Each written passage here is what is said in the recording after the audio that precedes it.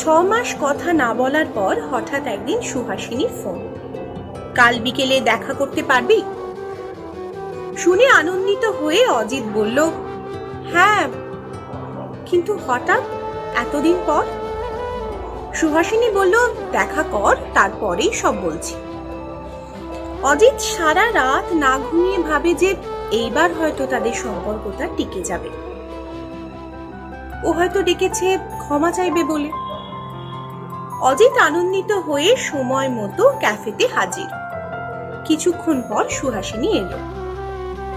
অজিত তাকে গোলাপের তোড়াটা দিয়ে কিছু বলতে যাবে, তার আগে সুহাসিনী মৃদু হাসি হেসে বলল, শোন, আমি একটা নতুন সম্পর্কে আছি, তাই তুই এতদিন সবকিছু থেকে ব্লক ছিলি।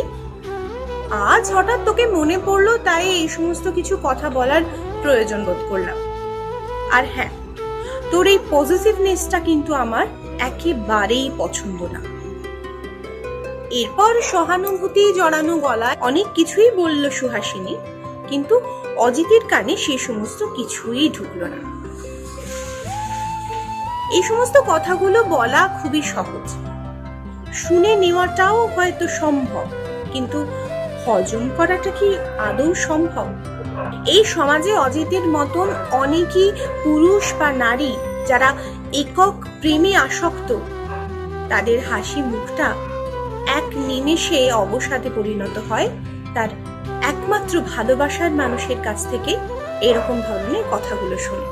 অজিতের মতন বহু পুরুষই যারা অতিরিক্ত পজেসিভ, যারা নিজের অজান্তে তার ভালোবাসার মানুষের ছবিটাও কেউ তুলে দিক, সেটাও তারা চায় না।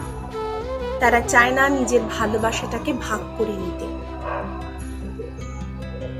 অন্যের বিরুদ্ধে লড়াই করাটা হয়তো খুবই সহজ, কিন্তু লড়াইটা যখন নিজের বিরুদ্ধে, তখন লড়ে নেওয়াটা খুবই কঠিন হয়ে যায়।